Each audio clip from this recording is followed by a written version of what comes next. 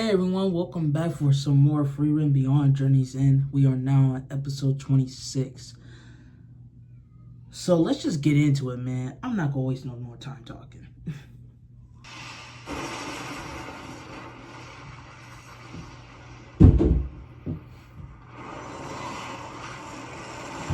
Hey, it did kill her, that's crazy. A whole galaxy? No, black hole. Nah, that's wild.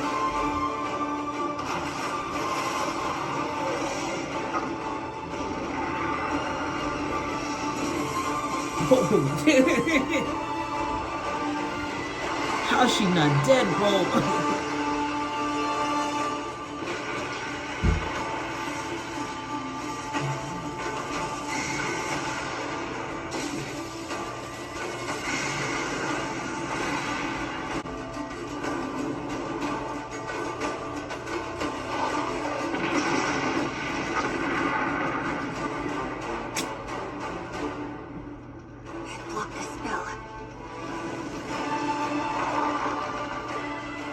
Unfolding as expected.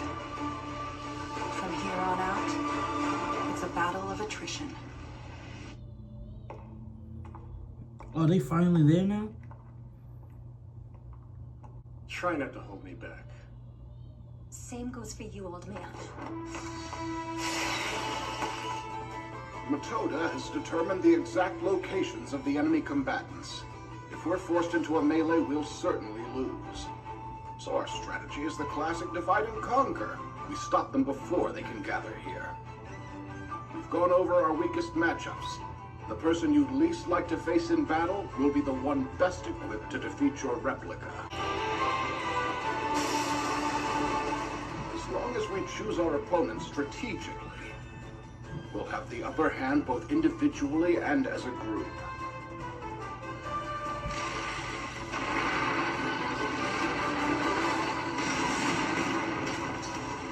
Some will be too strong to face alone. We'll counter that strength with numbers. Ooh.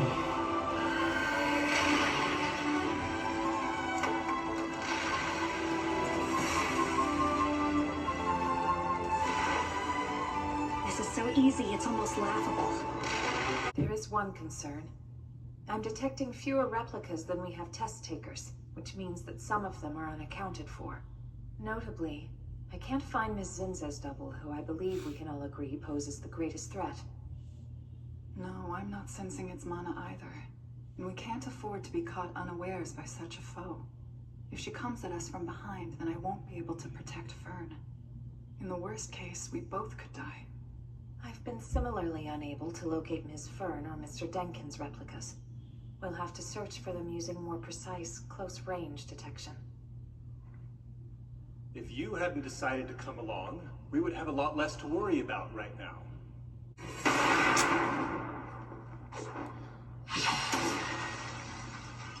Well, they defeated those, so I guess, but still. I'm glad we won.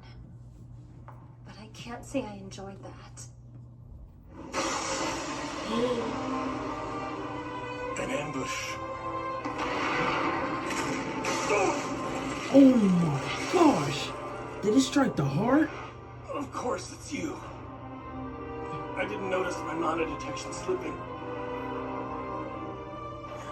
Lalina, you should break your bottle too. You're old enough to know when it's time to quit. Just 3 years to the next test.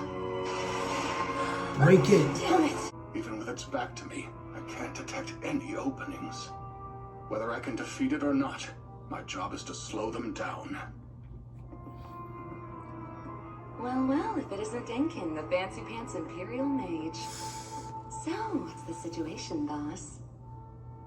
You shouldn't go storming into this lightly. I don't think that you can win. I tend to agree. So tell me, Denkin, if we want to conquer the labyrinth, is beating her a must? Well, first, Frieren is currently... Spare me the details. Is this necessary or not? Yes. It is. Yes, I'm a third-class mage, and yes, I am lacking in experience. both Dinkin and Verbal could beat me to a pulp. But I'm confident that I can take down Zenza. My specialty is well suited for this. It's a spell that cuts through almost anything. Reil Zaiden. If I think I can cut something, I can slice and dice it all day. This is a game of pure visualization. Hey, hold on. The fact that she walked up to it so casually. That Sorganil wouldn't work on her. Well, I guess a person's hair is a part of their body. It's impossible to see all of her at once. Reil Zaiden. Just as expected, Ubel is the one facing my replica. I already know who will win, and it will be a far cry from a real fight. It happened 2 years ago, during the second-class mage exam, proctored by the first-class mage, Berg. He was so skilled in defensive magic that he hadn't been injured once since passing his exam and taking on the position. As such, the test was structured around this. He wore his immovable cloak, a garment he created using mana, that was woven with so many defensive spells that no magical attack could penetrate it. For the second test, the examinees fired offensive magic against Berg and his cloak. It was simple. If they could make him take just one step back, they passed.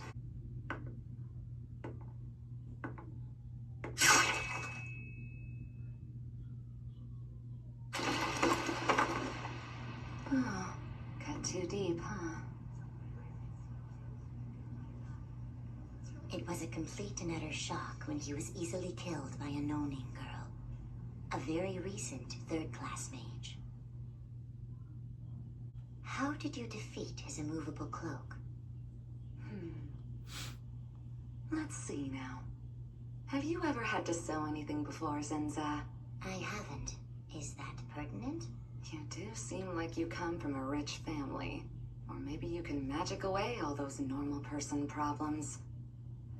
To be honest, I've never actually tried it myself, because I'm way too clumsy. After you find a pretty piece of cloth, you place the scissors against it like this and slide them right through. The sound it makes is so satisfying. It's always brought some strange joy. Where are you going with this? Is she some kind of sadist or All something? visualization. Is I that know cloth that can the be cut. I imagine is that what cutting they call real people like it, then that? used my magic to snip away.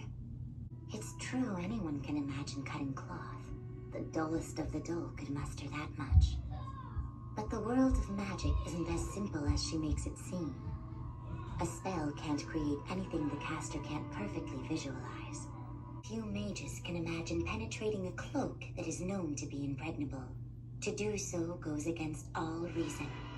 One glance at the thing and you can tell it blocks even the strongest magical attacks. It doesn't take a first-class mage to see that. An idiot could pick up on its power. As long as people remain intelligent organisms, we cannot escape those logical fetters. But she relied on intuition over intelligence. By the way, Zenza, real pretty hair you've got. It must be a nightmare to maintain. I lost to her in that office without the question of combat on the horizon. I simply cannot imagine beating Ubel. She is my worst match.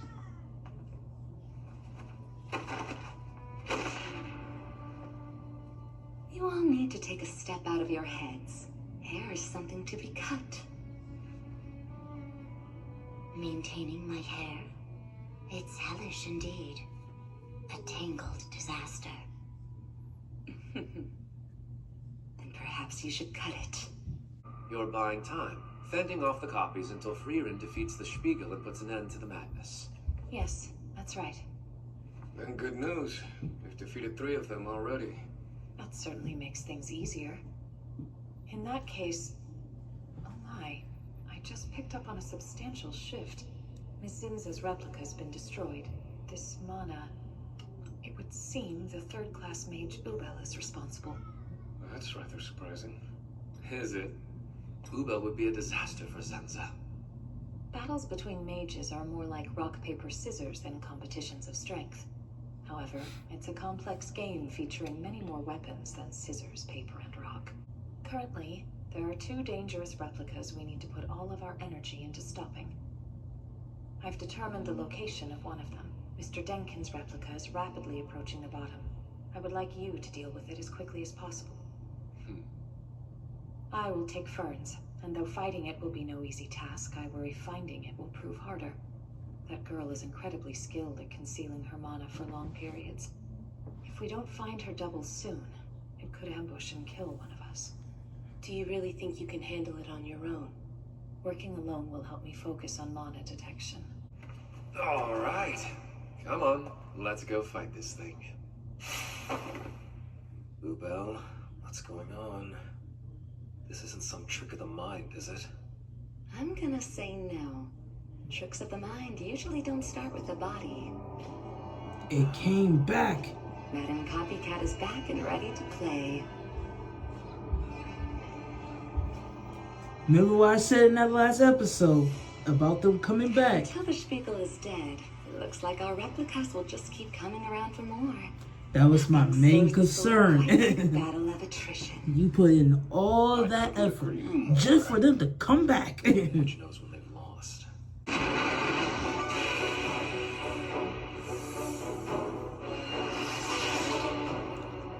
Let go of it. As soon as it start turning blue.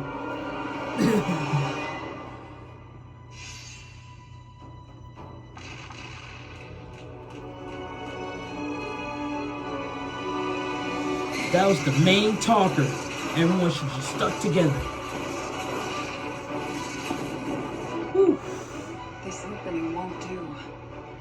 It's too slight for Fern to notice. The vulnerability in my mana detection isn't large enough to land a final blow. You're right. But if the opening was bigger, I'm certain we could do it. If you are sure you can win, I will create the opening. But how would that even be possible? If I show an opening, I'm confident the replica will show a greater one. Yo. It's up to you. If you think we can win, I have no doubt we can.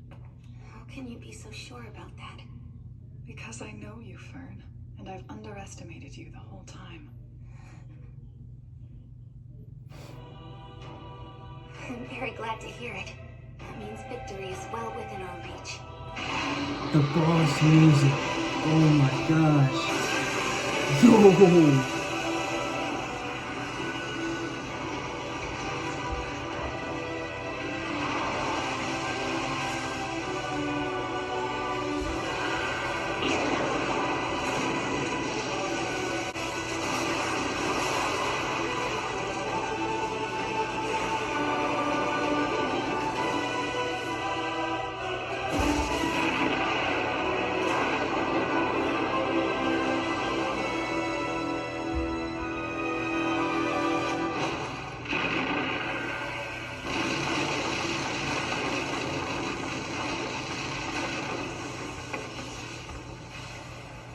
Please tell me you got her. Oh my gosh. It's still standing. Still standing. That wound is fatal. I'm still standing. Finish.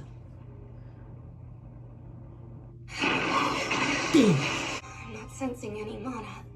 Whatever it did, I don't even recognize it as a spell. Incredible, Mistress Frieren. So this is the height of magic. Oh my, how unlike you. You're wide open.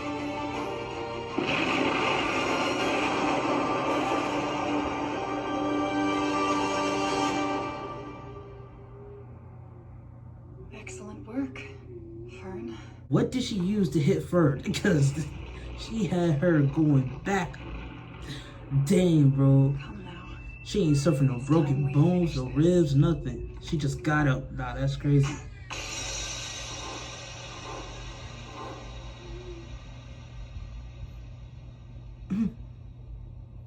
So the deed is done. live to see the bottom of the ruins of the King's Tomb. Congratulations, you have conquered the labyrinth. This is a great achievement fit for a first-class mage. You have proven yourselves worthy in my eyes. As promised, everyone who made it here has passed the second test and will continue forward in the exam. We seem to have lost our ladies of the hour. It's so dark! Dark and scary! Ah! Please, Fern! Curiosity gets the best of us all, huh? And with that, the second trial has drawn to a close. They're warriors, escape artists, and healers to boot. Neat, huh? Don't you think so? Yeah. Dang. And who are you exactly? Who are you exactly? He said, who are you exactly? Nah, for real. He's like, bro, who is this woman? Ah, man, that was a great episode. I really enjoyed it. But I'm glad to see that my main concern was answered. They do eventually come back. Glad we don't live in a world like that, because that would have been hectic. I wouldn't even go adventuring. I'll just stay in a small village and mind my business. I really enjoyed this episode. It was really good. See y'all in the next one.